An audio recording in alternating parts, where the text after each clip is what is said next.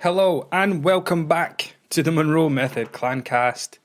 As ever, I am Jason Monroe and this is episode 8. Now, I'm a bit out of sync with these. My co-coach Louise has literally just said to me, what is going on just now? Because the way we do things is 1 week I do a live chat in our group, the following week I post a podcast, and the week that I do a podcast, Louise pre-records a lecture covering various topics and she uploads that to our private group. So there's always something going on and something happening. And we're always trying to deliver value to our members on a wide and varied range of things, like I try to do with this podcast. However, like I said in the last podcast, the last episode, COVID swept through the house. People are not 100%. My youngest came down with a terrible sickness bug afterwards. We were terrified it was going to be this thing that's been happening to kids where their body overcompensates and the immune system starts to attack their organs, and it was a very scary few days, but it was just a coincidental sickness bug following having COVID. But now he's got this terrible cough and I had to take him for his meningitis immunizations a couple of days ago. So yeah, none of these things would be that big a deal if I didn't work from home. And when I lived where we lived before, I had an office in the back garden. I converted my garage into an office, and it was tremendous because we had just had said child I was talking about, my youngest Claire. So Claire was off on maternity leave for a lot of the time when I first started out. So yeah, in the new house, my office is the front room on the ground floor and the kids just run riot. So it can be a bit tricky. And I'm sure many people can relate to that, given the state of the world at the moment where so many more people are working from home and it's even went on to become a permanent thing. Thank goodness it wasn't permanent for my wife and she is back at work. So this week, I'm actually going to get ahead of the game this week. I'm going to record 2 episodes, this one and then one right after. But in this one, I'm going to talk about, in the next one, I'm actually going to talk about what I do and actually how things work inside our private coaching groups. I feel that's going to be a good episode to have out there so that, if people message me and say, because it's very difficult to condense into like an Instagram message exactly how I help people. It's complex. It's not just, you just do this and that's it. So yeah, I'm going to do the next episode on that. In this episode, I was having a look at last weekend's post inside our coaching group where I asked for some suggestions, and one of them in particular pounced out at me, which I think would make for a great episode. So Lorna asked, could you do a podcast on how to stay focused and how to pull yourself back on track if you lose your way a bit? Now, this is a really interesting one. So what happens quite a lot is people will reach out to me, or, clients, members, etc., will reach out to me and ask me for motivation. They'll ask me to motivate them. Now, you might think that that's perfectly normal and fine, but from my side, it's not really. And I'll tell you why. Many people listening to this are either trying to lose weight or maybe they're trying to learn how to maintain their weight or along those lines, right? Otherwise, you wouldn't be listening because that's what I do. I help people lose weight and for the long term. Now, nobody else has a weight loss goal for you. I don't have a weight loss goal for you. You have a weight loss goal for you. So it's something that you want to achieve, right? If you have to look to other people, to other things, to external factors for motivation, then you probably shouldn't be trying to lose weight. Because it's not up to other people to make you lose weight. It's not up to other people to make you improve your health. This is a goal that you have set for yourself. It is something that you believe that you want to achieve. And if you're having to turn to other people and look for external motivation, it's because there isn't enough of you inside that wants to do the thing.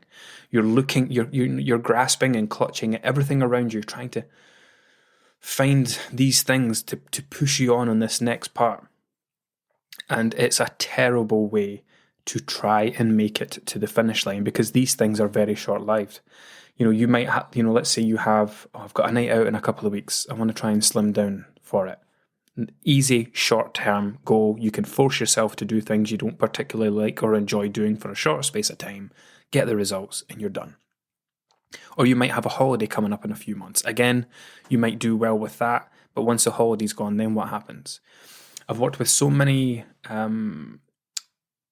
people that were getting married, and because I've worked with so many brides and grooms over the years now, I'm at a point where, as we're getting closer to the wedding, it's really important for me to make sure that these people in particular, that their goals aren't anchored to this wedding. Because if everything is, God, what's all the phrases that people use? I can't think now. Maybe they'll come back to me. I'm thinking it not like yes to the dress, but like things like that to do with a wedding day. They've escaped me for the moment. Anyway, people say these mantras and these things, and everything is about the big day, getting into the dress, looking great for the photos, achieving whatever weight it is they want to achieve. And it's all about the wedding. All about the wedding. And the wedding then becomes the foundation of their motivation. Now, the troubles with weddings is, if you've ever been married, they are over in an instant. And if every single part of you was being motivated by this wedding, what happens when that's taken away from you?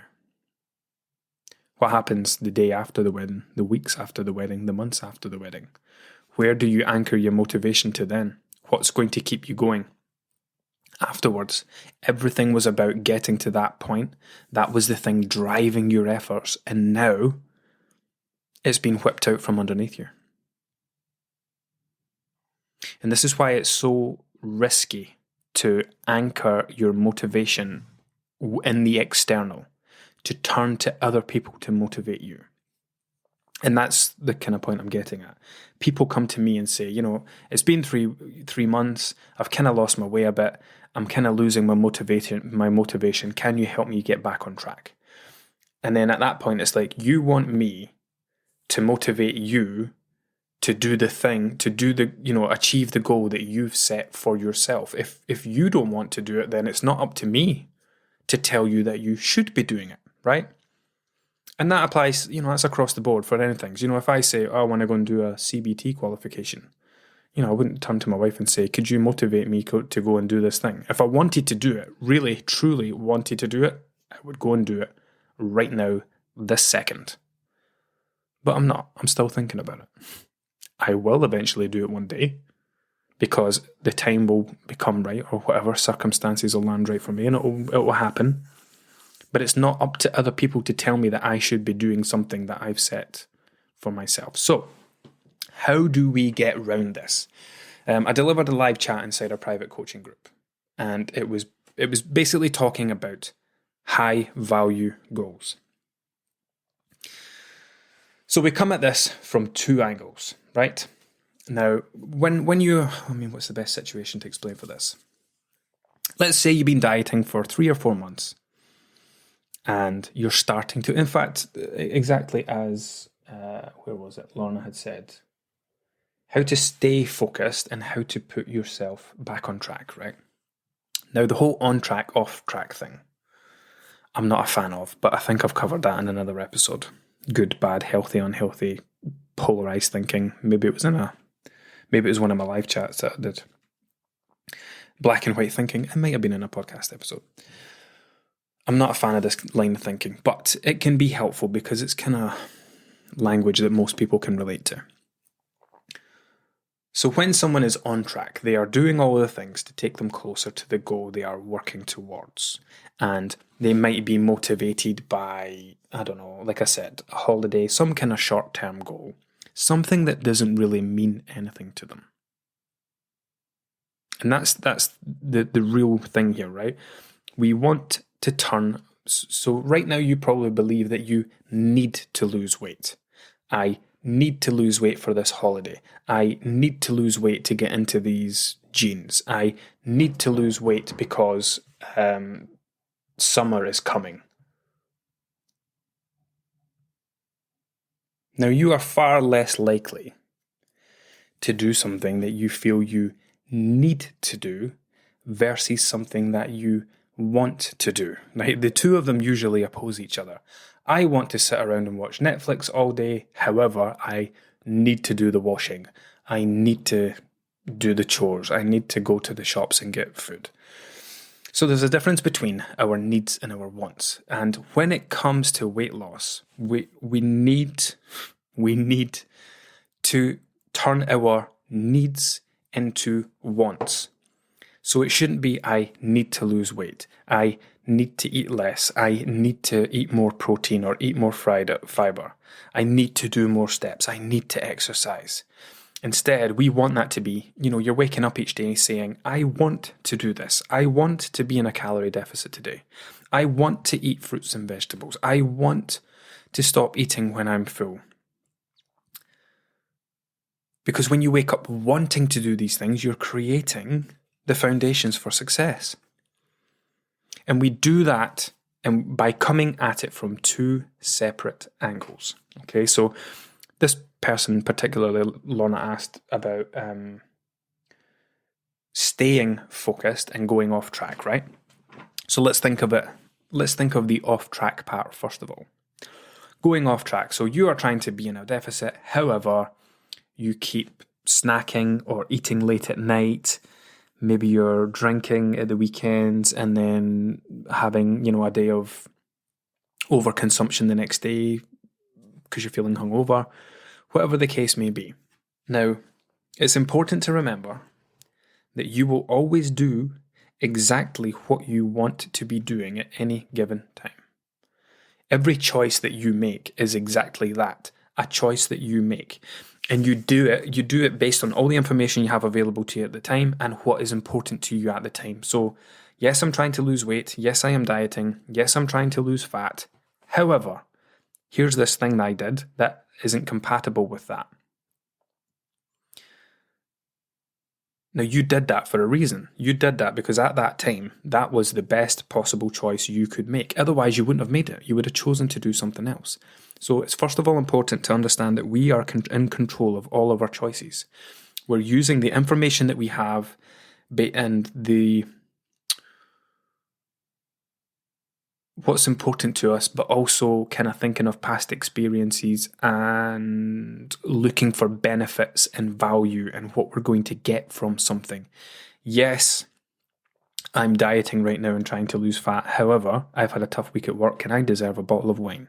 And then you justify it and it seems a great idea at the time. It's not until afterwards you think, why did I do that? And then you start to regret it and you get annoyed with yourself and all the rest of it. So, we come at this from two angles, okay? I normally do this the other way around, but let's come at it from angle 2 first. So the two angles are, number one, we want to create high value goals. And we do that by taking the goal that we are working towards and we build so much value around it that we wake up every day bouncing out of bed wanting to do this thing. The second angle, when it comes to like going off track and, losing focus and your attention goes elsewhere onto other things that are counterproductive to what you're trying to achieve, we want to devalue them. I've done this in a live chat before and I've drawn this out as an exercise. So when it comes to devaluing something, we'll use wine as an example because alcohol is always easy to pick on. So you're right, it could be wine, it could be chocolate, it could be takeaways, it could be whatever else is relevant to you. The thing that keeps taking you away from what you think you should be doing or what you think you want to be doing. What is that thing? Write it down at the top. Then on a piece of paper, draw a line in the middle, a line at the cross, and type, write pros on one side, cons on the other side. So when I've done this, it would be wine at the top, pros and cons. Wine, fun, relaxing, enjoyable. Fun, relaxing, enjoyable. That would be it for me. Fun, relaxing, enjoyable. Yep, that would be it for me. And on the cons side, what does that lead to? You know, when you have this thing, what are the cons of having wine? Hangover, tiredness, anxiety, increase in hunger, poor food choices, poor decision making whilst under the influence, reduced inhibition. So you might then, you might have the bottle of wine and phone a Chinese late at night, or start attacking the crisps or the nuts or whatever. And we're writing this list. We're not trying to put ourselves off of it for life. There will be a time and place for this thing, but we're trying to, write that when we're thinking of the pros, we're thinking of the things that are counterintuitive to what it is we're working towards. So we're thinking, in which way does this thing oppose the goal that I'm working towards? And it's all of these things. Tiredness, lethargy, hangover, reduced activity, increased hunger, changes to food choices, lowered inhibitions, all the rest of it, poor decision making, spending all day in bed, blah, blah, blah, blah, blah. And what we're doing is we're devaluing it, and we're literally writing down and reading and taking the time to consider how this thing is having a negative impact on what it is we're trying to achieve. And when we do that, we break down the value of it. It starts to become, when we look at it that way and say, okay, yeah, it was fun at the time and it helped me de-stress a bit. However, I just felt more stressed and anxious the next day. So it didn't actually help me. I mean, it was great for the 4 or 5 hours before I fell asleep watching Netflix, but look at everything, look at all the negatives that came out the next day. So all it means is, right now, while I am trying to achieve this goal I'm trying to achieve, this does not fit in. It will have its time and place at some point, but right now isn't it. And again, it doesn't have to be wine. It could be something else. So we look at the behaviours that are taking us away from what we're working towards, and we are devaluing them because we believe we are getting something from it. In our heads, a bottle of wine sounds like a great idea. That would be great fun. But when you assess the actual outcomes of it and what it's going to lead to, yes, it would still be fun, but is it worth everything that happens afterwards? Okay, so that's angle 2. I would normally come at this from the other way first, but that gets that out of the way. This is the most important part. Again, piece of paper. Weight loss is a fucking boring goal. It is the worst goal in the world. Nobody should have weight loss as a goal, because it's terrible. Everyone wants to lose weight. Absolutely everybody. Even people that don't need to lose weight want to lose weight. It is not exciting. It is not inspiring. It's not motivating. You do not bounce out of bed saying, let's lose some weight today. It doesn't work like that. It's a shit goal. Terrible. Weight loss should not be a goal. Remember, weight loss is the outcome of your choices. Weight loss is the passenger along for the ride. You are the one, your brain, your mindset is the one driving your body, driving your choices, making the decisions to eat this and drink that, etc. Your weight loss, gain, maintenance, the direction of your weight is the outcome of all of those things. So making a change to your weight should not be a goal. Making a change somewhere in your lifestyle that influences the direction of your weight should be where your attention is. So if we look at the goal, right? So your goal is you want to lose weight, or you need to lose weight. So write weight loss in the middle of a piece of paper, right? I know I said that wasn't meant to be your goal, but it is what you're working towards. But what we're going to do now is build value around it. And this value is what is going to make you want to do the things that will take you to this lower weight that you're trying to achieve. Okay, and this is how this isn't to say that it's going to make you focused all of the time. It's going to make you focused more of the time, and it's going to reduce these occasions. Remember, I've said this a lot today, particularly talking to people about binge and stress and emotional eating, that we're not trying to resolve it overnight. We're not trying to just never do it again. That's a ridiculous outcome. That's a ridiculous... I mean, in the long-term goal, that might end up happening. But for now, in the short term, if someone is binge eating every weekend, then we're trying to reduce that. Maybe it's every second weekend. That's a huge win. Maybe it goes to every third weekend. That's a massive win. Maybe it goes to the Friday, Saturday instead of the Friday, Saturday, Sunday. Then maybe in a few months' time we get it down to 1 day, twice a month, then 1 day a month. That's what we're trying to get. We're trying to reduce the frequency and the duration. So it isn't to say that this exercise is going to make you super focused all of the time and highly motivated all of the time. But it's certainly going to be a damn sight better than what you're doing at the moment. So, get your piece of paper. What is it you're trying to achieve? Weight loss. Now, terrible, awful, rubbish goal. It is not a high value goal.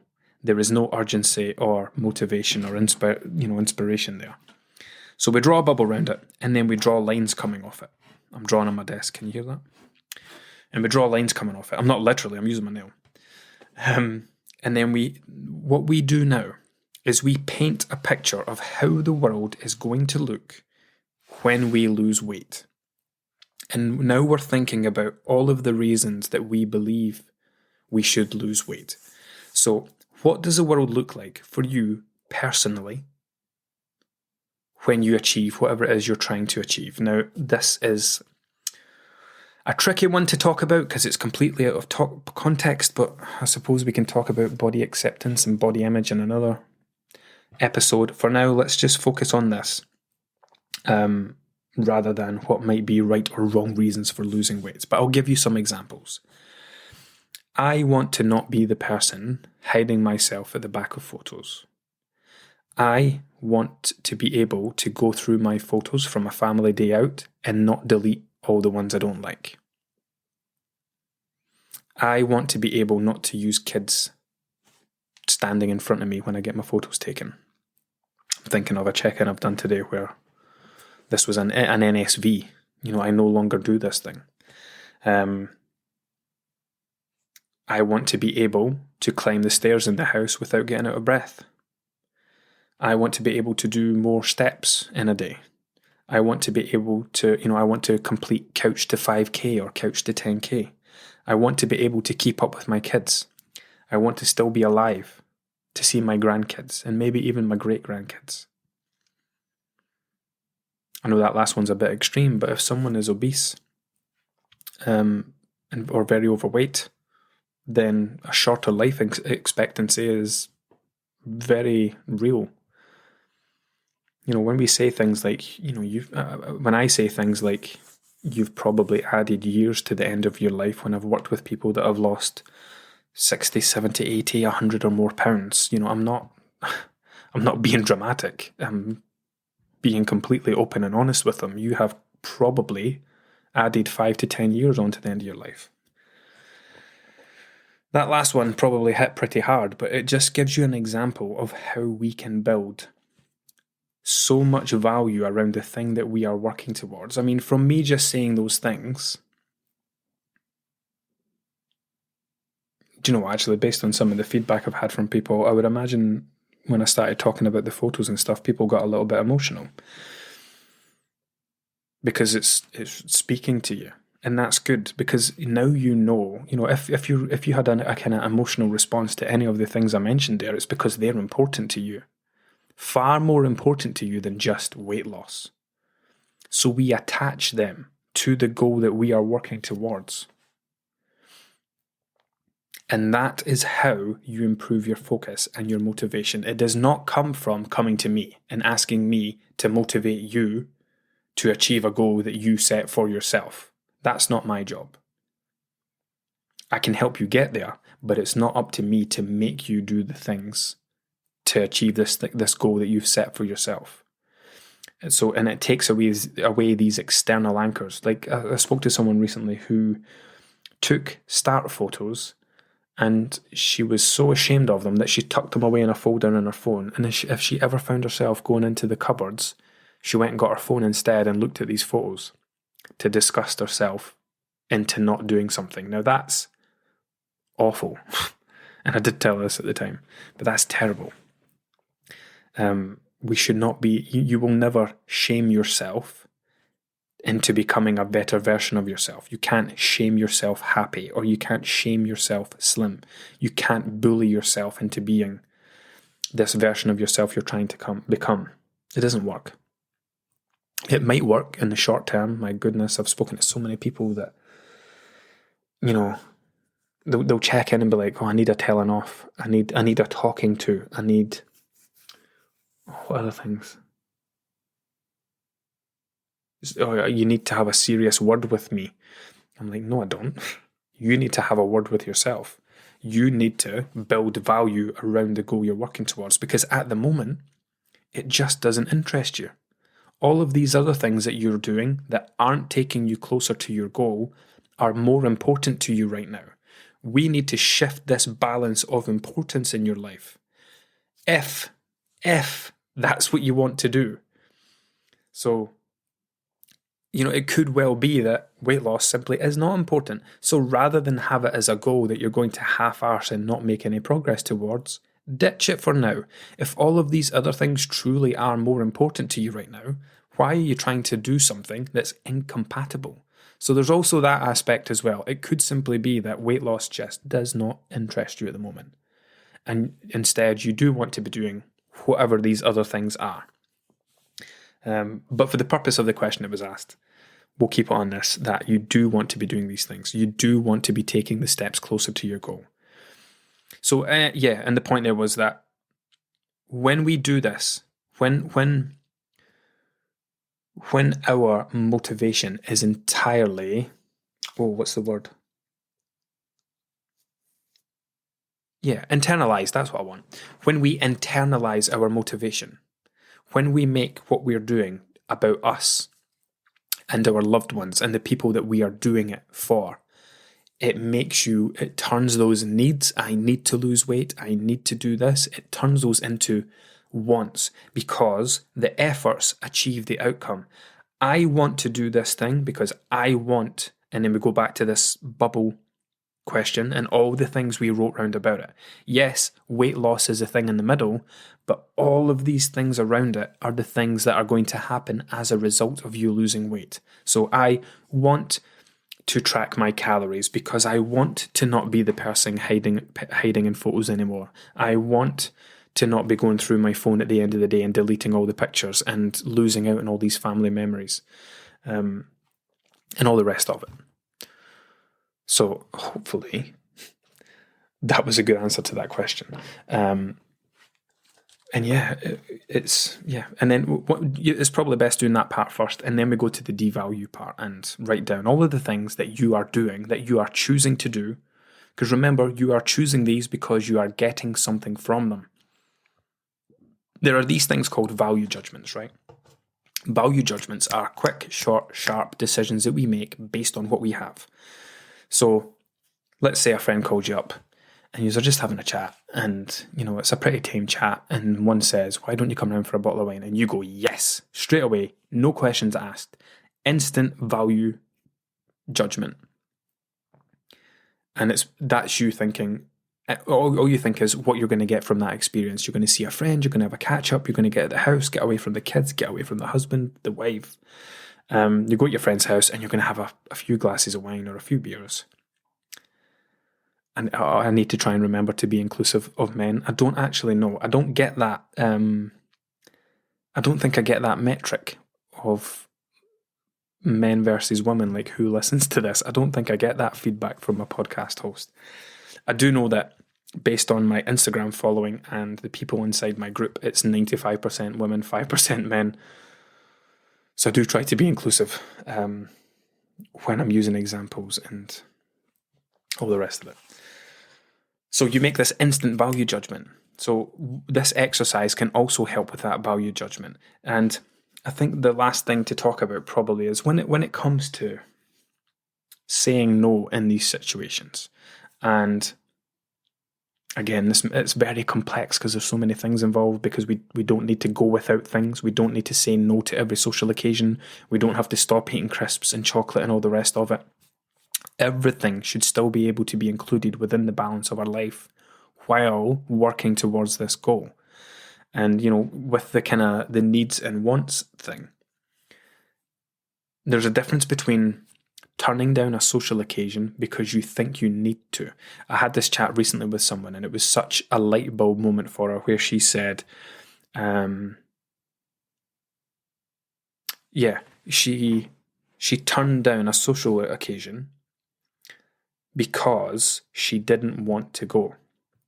And she said that what the big difference now was, in the past, she would have said, no thanks, I am on a diet.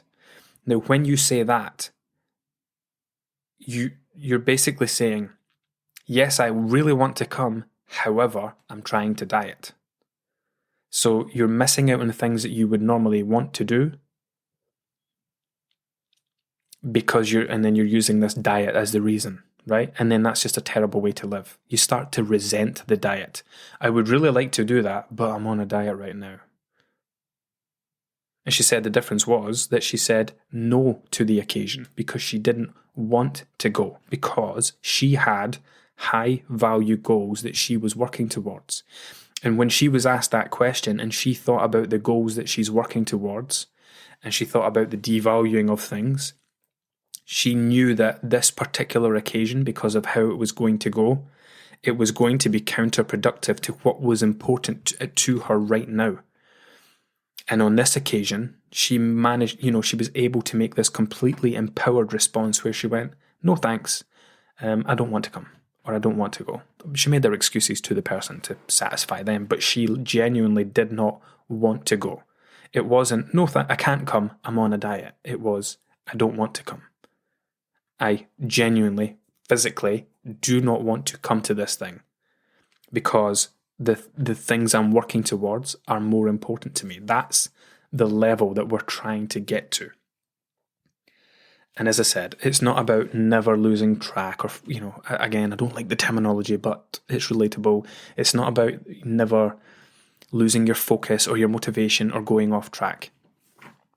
It's reducing the frequency and the duration.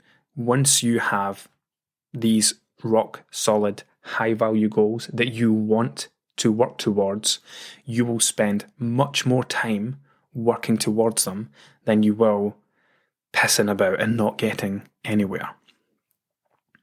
Cool. I think I've done that one to death. And I've managed not to cough and splutter. I've still got this bit of a tickly cough following COVID. Do you know what? I bought water from Aldi during the week.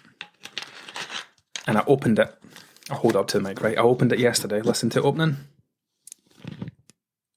Nothing. I thought it was sparkling water. It wasn't. It was still. Which I don't mind orange and peach still flavoured water, but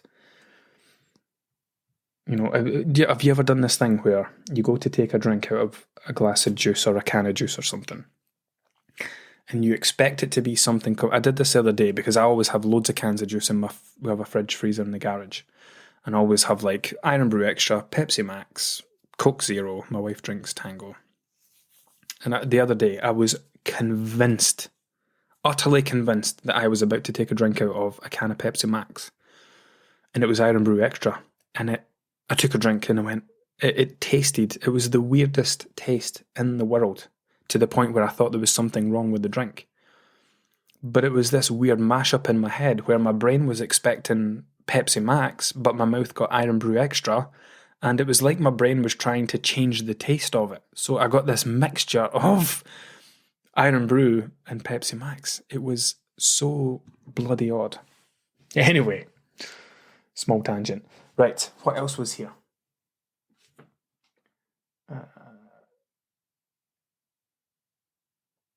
I'm going to read this out.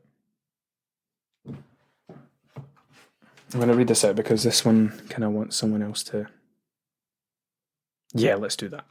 I'll read this out and then I'll talk about this for the last kind of 20 minutes. So in this weekend post, I asked people to give me examples of what their biggest light bulb moments since joining was. My biggest mindset change came listening to the last podcast, which was, interestingly, the Slimming World one, right? Which I'll be honest, I didn't think was particularly good. It was one of those ones where done's better than nothing, and still wasn't feeling 100%. And I didn't actually publicise that I recorded the episode because I kind of want to do it again better.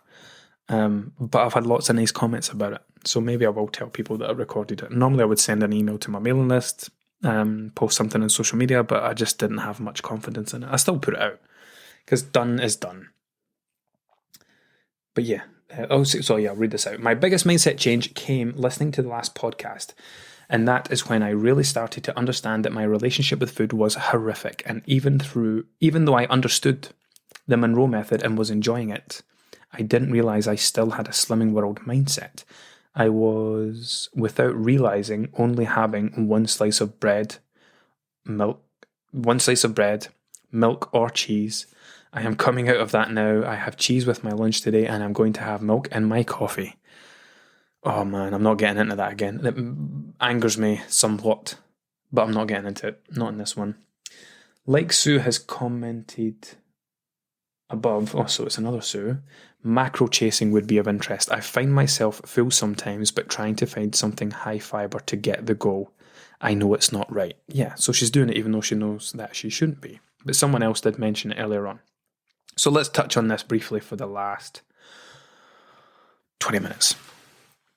If you are tracking calories and macros for fat loss, let's keep it specific to this situation, then the goal to achieve fat loss, you have to consume fewer calories than you are burning, okay?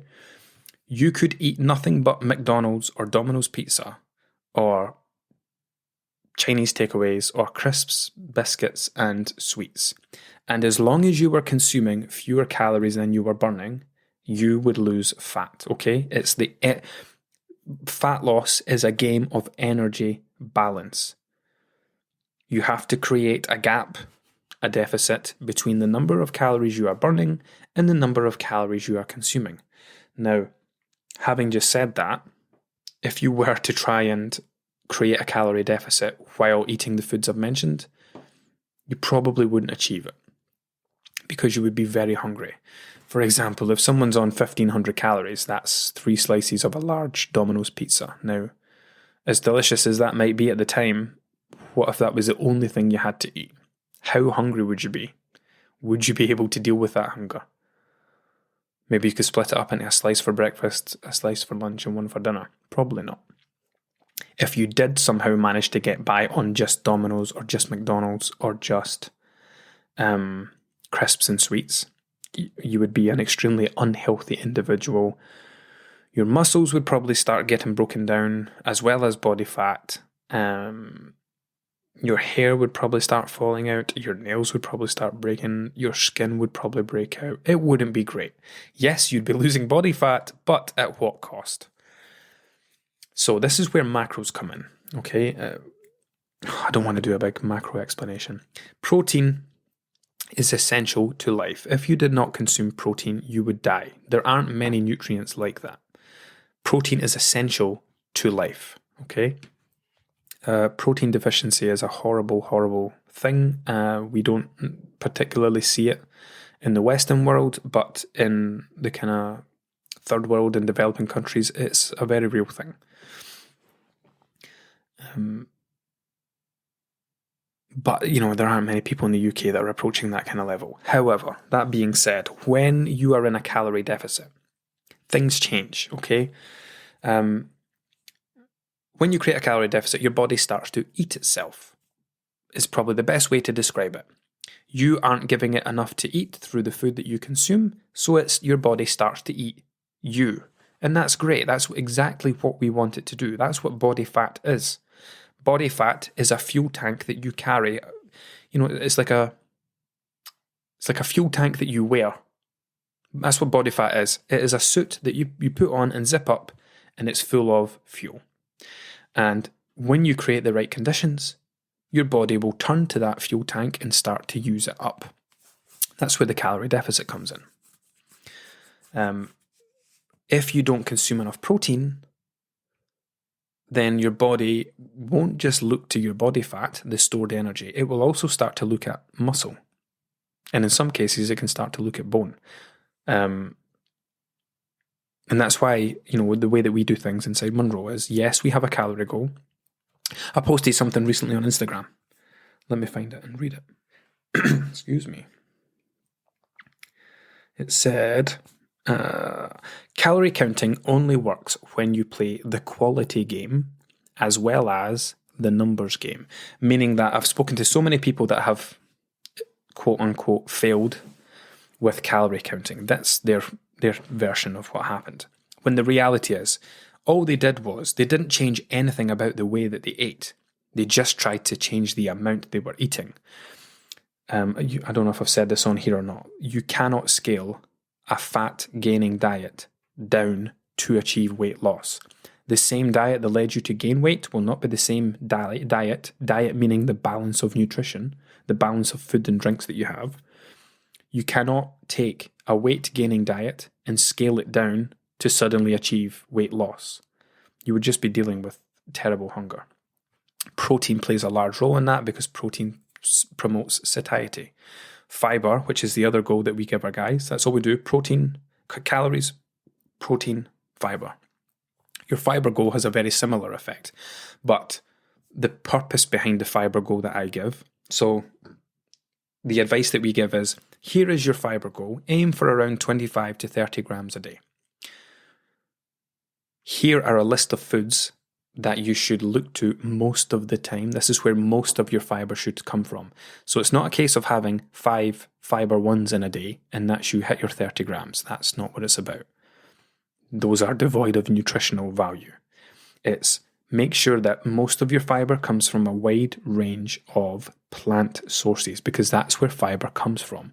That doesn't just mean eating fruits and vegetables. It means eating products that contain fruits and vegetables. So people just think of standard fruits and vegetables, but we're also thinking of plants, as in, wheat and things that go into bread, bread products, cereal bar products, cereals, bran products, etc. If it's grown, if it comes out the ground, it contains fiber. So the advice that I give is your fiber intake should come from a wide and varied range of plants, because that way your body's then getting all the essential nutrients it needs. Now, the other way we could do it is I could say, right, here is your vitamin C goal, your vitamin D goal, your iron goal, your magnesium goal, etc., etc. That's ridiculous. Instead of doing that, we say, here are your protein and fiber goals. Here are the foods that we recommend that you hit these with mostly, not entirely, but most of the time. And that way you're covering most bases, and your diet should be rich in a wide range of nutrients. Okay, so that's the purpose of macros, but also to promote satiety, meaning, I'm going to now start eating less to lose body fat, but I'm going to counteract the expected hunger with eating more filling foods. Okay, so we've covered that. Now, the point here is, so this person, in fact, loads of people do this. They get to the end of the day. Let's say someone's protein goal is 100 grams. They get to the end of, let's say, I'll write this down so I don't forget it. Let's say their calorie goal is 1,500 calories and their protein goal is 100 grams. Now, they get to the end of the day and they have had 1,500 calories, but they've only had 60 grams of protein. Now, in that instance, this person's goal is fat loss. Now, think about what I said 5 minutes ago. To lose fat, you have to consume fewer calories than you are burning. Now, if someone has had 1,500 calories, it's 8 o'clock at night, and they know their protein is at 60 grams for the day. Now, there are 4 calories in a gram of protein. Now, let's say this person went and had a protein shake.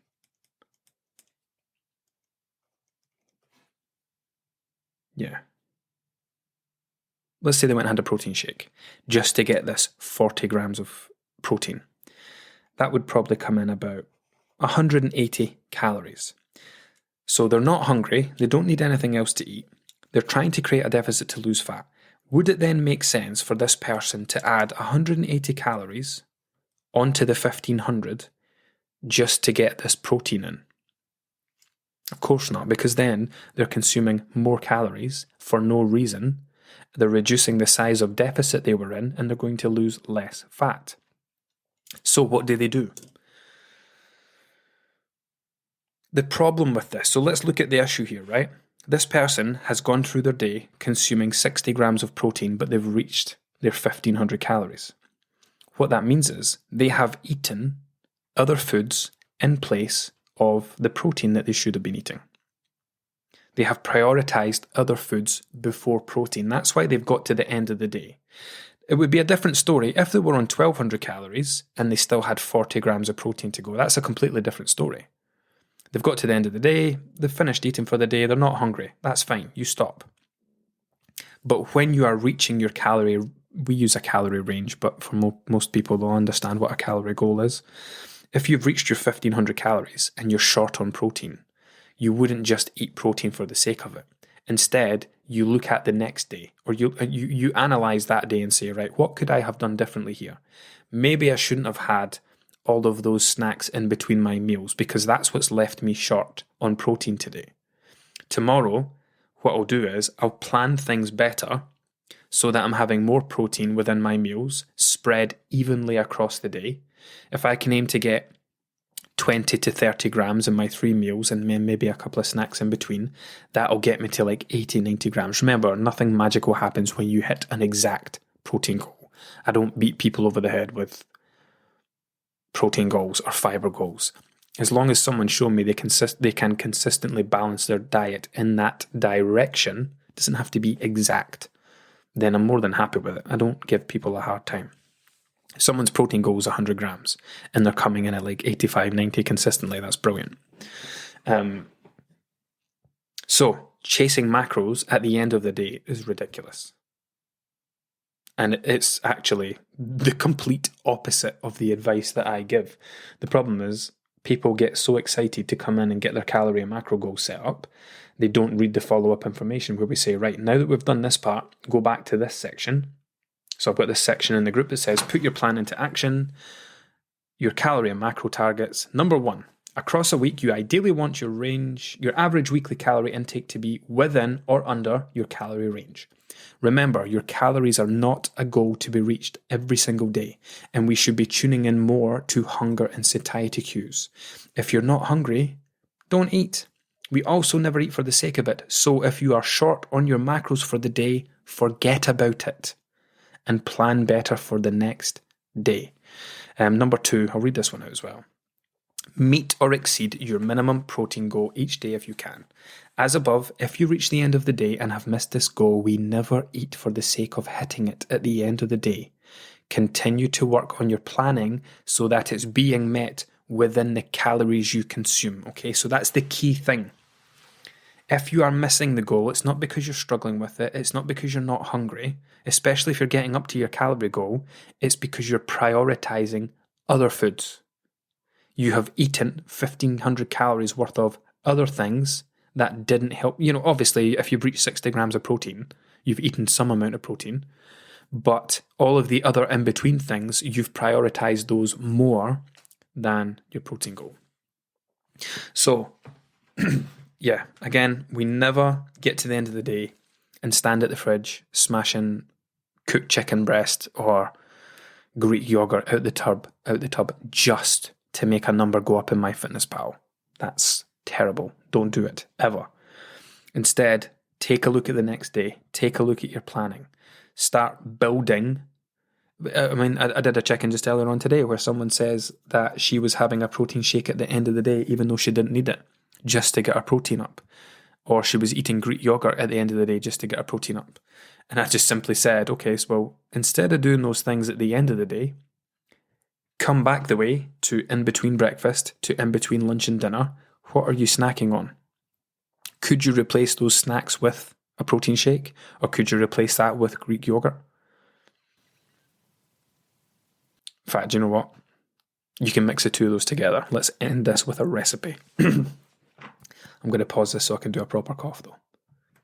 There we go. Let's end this with a recipe, because I went and bought 2 tubs of faille. I hate saying it like that. It should be phage, right? It should be phage. Faille. Yogurt. 0% faille yogurt. I'm saying it like that because there used to be an advert on TV where they said it's not phage, it's faille. Get some of that yogurt. I'm not saying it again. Get your favourite flavour of protein powder. For me, it's salted caramel or sticky toffee. Not a full scoop, that's ridiculous. Maybe like a half scoop, quarter of a scoop. Just to give the yogurt a flavour. Mix it all in, mix, and then get some fruit. What I like to do is I'll get apple. If you've got one of those apple choppers, it's ideal because you just put the chopper over the top of the apple and go bang, and it does it on like 8 different segments, and then you put them all around it and you dip the apple in the yogurt, and it's basically like eating a dessert. And I'm going to be having it tonight because I am in a calorie deficit. And I have been since Monday because I want to shred down a bit. So I've decided I'm going to be in a deficit for the next 10 weeks or thereabouts. Not because I have a specific number or anything in mind, but because I've kind of estimated how much weight I want to lose, and it might take that amount of time. There's not get to a specific number in mind. I've just given myself this thing where I know, it's good to have an end point. 10 weeks, and then I'll see where I am then and take it from there. But yeah, that's what I'm having tonight. Anyway, I hope this has been helpful as ever. Please do get in touch. Oh yeah, I think I said this last time. If you're on Spotify, I don't know about anything else because I don't use anything else. But on Spotify, I discovered that you can 5-star. I mean, you can give it other stars, but I mean, I would prefer people give it 5. You can 5-star each episode, apparently. I don't know what that does. I don't know if that... Oops, there's my phone playing an episode now. I don't know if that means it gets recommended to more people or what. But yeah, if you could do that, that would be awesome.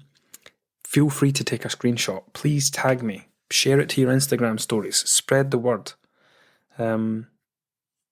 Put up any key takeaways. I love seeing things like that. I would love to see what your takeaways from these podcasts are.